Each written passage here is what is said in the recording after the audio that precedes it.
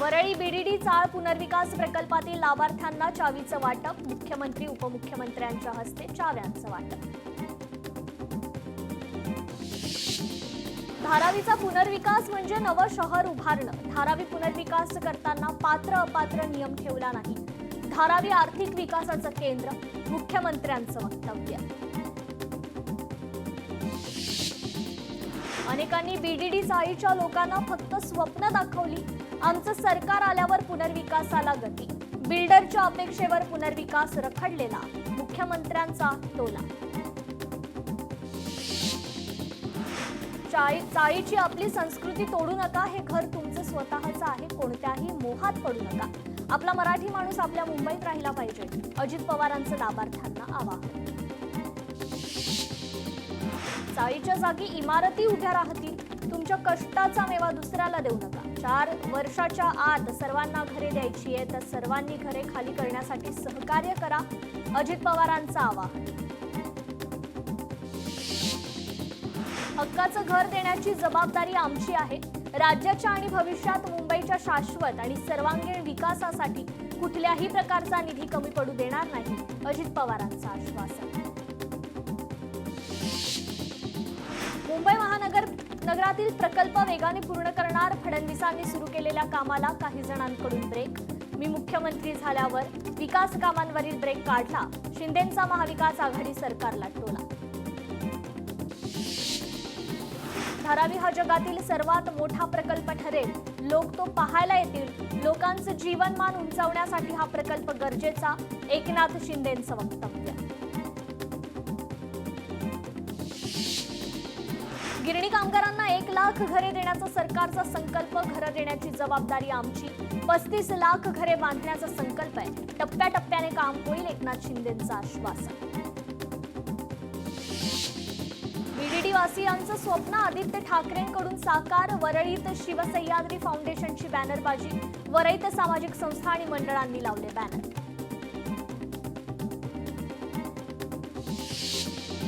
कबूतरखान्याबाबत हायकोर्टाचा निर्णय पाळावा। निर्णयाचं उल्लंघन होत असेल तर पोलिसांनी कारवाई करावी, राज ठाकरेंचं वक्तव्य।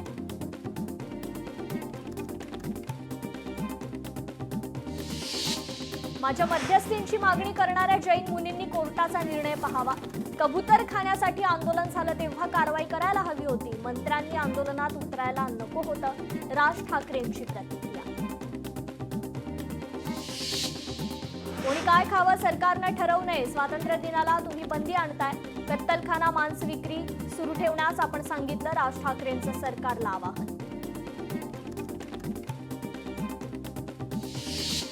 मारहाण प्रकरणानंतरही सूरज चव्हाणांवर नवी जबाबदारी। सूरज चव्हाण यांच्याकडे राष्ट्रवादीच्या प्रदेश सरचिटणीस पदाची जबाबदारी।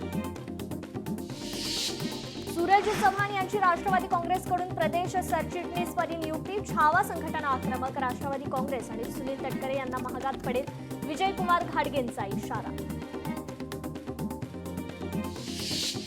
बोलतात एक आणि करतात एक। सूरज चव्हाणांच्या नियुक्तीनंतर सामाजिक कार्यकर्त्या अंजली दमानी यांची अजित पवारांवर टीका।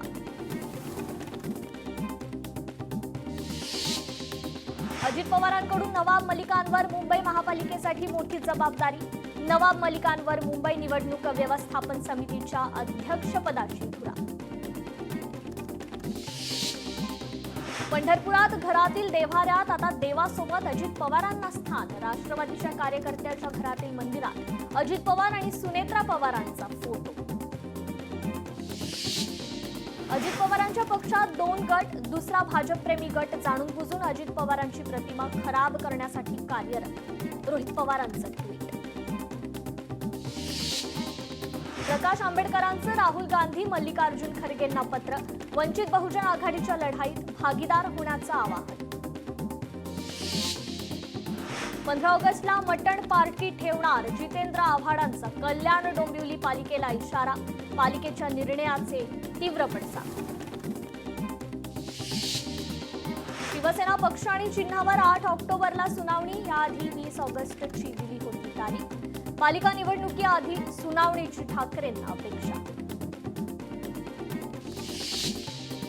आदित्य ठाकरे तटकरे यांच्या घरचे पाहुणे। तटकरे ठाकरे यांचे व्यावसायिक संबंध। आमदार महेंद्र थोरवे यांचा आरोप. धुळे लोकसभा मतदारसंघात भाजप अलर्ट मोडवर. कमलेश निकम यांची पुन्हा जिल्हा महामंत्रीपदी निवड. नवतरुणांची मोर्चे बांधणी. पुण्यात निवडणुकीच्या रणांगणासाठी भाजप सज्ज. कार्यकारिणीमध्ये नव्या चेहऱ्यांना संधी. भाजप युवा मोर्चा अध्यक्षपदी दुष्यंत मोहोळ यांची नियुक्ती. राज्यात पुढील 3 ते 4 दिवस पावसाचा जोर वाढणार. बंगालच्या उपसागरात कमी दाबाचं क्षेत्र तयार. जोरदार वाऱ्यांसह पावसाचा हवामान खात्याचा अंदाज. मुंबईत सकाळपासूनच जोरदार पाऊस. पश्चिम उपनगरात पावसाचा जोर कायम. पुढील 3 ते 4 तासात जोरदार पाऊस पडण्याची शक्यता.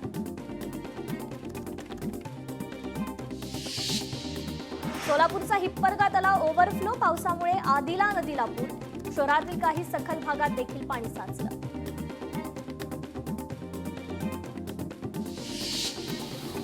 भंडाऱ्यात हेटी गावात मुसळधार पावसामुळे पूर. विद्यार्थ्यांसह नागरिकांची पुराच्या पाण्यातून धोकादायक कसरत. प्रशासन दुर्लक्ष करत असल्याचा नागरिकांचा आरोप. विदर्भातील काही जिल्ह्यांना ऑरेंज तर काही जिल्ह्यांना येलो अलर्ट जारी. बंगालच्या खाडीमध्ये कमी दाबाचा पट्टा तयार. हवामान तज्ज्ञ प्रवीण कुमार यांची माहिती. सिंधुदुर्गात कुडाळ तालुक्यात पावसाचा जोर. जिल्ह्याला 16 ऑगस्ट पर्यंत पावसाचा येलो अलर्ट. इसापूर धरण 94% भरलं. धरणाचे 3 दरवाजे उघडले. 4900 क्युसेक पाण्याचा विसर्ग पैनगंगा नदीपात्रात सुरू. नदीकाठच्या गावांना मात्र सतर्कतेचा इशारा. अक्कलकोटमध्ये मुसळधार पावसामुळे नदी नाले ओढे तुडुंब भरून वाहू लागले. तर गोळसगाव बोरगावचा संपर्क देखील तुटला. सोलापुरात बार्शी तालुक्यात पावसाची जोरदार हजेरी. चांदणी नदीच्या पाणी पातळीत वाढ. पुलावरून पाणी गेल्यानं एसटी बस मार्गावरच अडकली. छत्रपती संभाजीनगरात देवगाव रंगारी उपबाजार समितीत टोमॅटो लिलावास सुरुवात. टोमॅटोला विक्रमी 306 रुपये किलो भाव. दक्षिण सोलापुरात अनेक गावात पावसामुळे पिकांचं मोठं नुकसान. हंगामातील तूर, मूग, उडीद, सोयाबीन, कांदा पिकाचं नुकसान. पंचनामे करून नुकसान भरपाई देण्याची शेतकऱ्यांची मागणी. जालन्यात अतिवृष्टी अनुदान घोटाळा प्रकरणी घनसावंगी येथील 2 कृषी सहाय्यकांचं निलंबन. प्रकरणी निलंबनाचा आकडा 23 वर तर 76 जणांची विभागीय चौकशी प्रस्तावित. जागतिक अवयवदान दिनानिमित्त वाडिया हॉस्पिटलकडून अवयवदाते आणि त्यांच्या कुटुंबियांचा सन्मान. हॉस्पिटलला बालरोग हृदय प्रत्यारोपणासाठी कायदेशीर परवाना मिळाल्याची घोषणा. म्हाडा पुढील 5 वर्षात 8 लाख घरं बांधणार. मुंबई महापालिका, सिडको आणि इतर यंत्रणांना घरं बांधण्यासाठी कामांचं वाटप. वर्षाअखेर बीडीडी वासियांना आणखी 3500 घरे देणार. बडतर्फ पोलीस उपनिरीक्षक रणजित कासलेची मुंबईत पत्रकार परिषद. सोशल माध्यमावरून व्हिडिओ पोस्ट करत कासले यांनी दिली माहिती. गडचिरोलीत खनिज प्रभावित क्षेत्रात होणार 150 कोटींची कामं. भागातील नागरिकांचं जीवनमान उंचावण्यासाठीचा प्रयत्न. महादेवी हत्तीणीबाबत पुढील सुनावणी. 25 ऑगस्टला हत्तीणीला स्थलांतरित करण्याबाबत सुनावणी. राज्य सरकार, वनतारा आणि मठाची संयुक्त पुनर्विचार याचिका. बंडगार्डन पोलीस ठाण्याची इमारत स्थलांतरित. अजित पवारांनी दिला होता इक्बाल चहल यांना दम. 2 महिन्यांपूर्वी हे पोलीस स्टेशन स्थलांतरित करण्याचा प्रस्ताव देण्यात आला होता. तळेगावमध्ये आज पाणीपुरवठा बंद. सोमाटणे जॅकवेल दुरुस्तीची कामे सुरू. छत्रपती संभाजीनगरात लाडकी बहीण योजनेतील 30,000 अर्जदार वयोमर्यादेबाहेर. जिल्ह्यातील अर्जांची अंगणवाडी सेविकांकडून पडताळणी सुरू. छत्रपती संभाजीनगरात हर्सुल रस्त्यावरील अतिक्रमणांवर 15 ऑगस्ट नंतर कारवाई होणार. अतिक्रमण हटवण्यासाठी पालिकेनं दिलेली मुदत संपली. छत्रपती संभाजीनगरात 6,591 भोंगे उतरवण्यात आले. 937 मोठ्या धार्मिक स्थळांवरील भोंग्यांचा समावेश. उल्हासनगर महापालिकेत 22 कामगारांना कायमस्वरूपी नोकरी. 30 वर्षांच्या संघर्षानंतर कामगारांच्या लढ्याला यश. छत्रपती संभाजीनगर पालिकेच्या शास्ती से आझादी विशेष मोहिमेला नागरिकांचा प्रतिसाद. 1 दिवसात 8,65 लाखांची वसुली. कोल्हापूर खंडपीठ इमारतीसमोर no hawkers no parking zone. उद्घाटन समारंभासाठी वाहतुकीत बदल.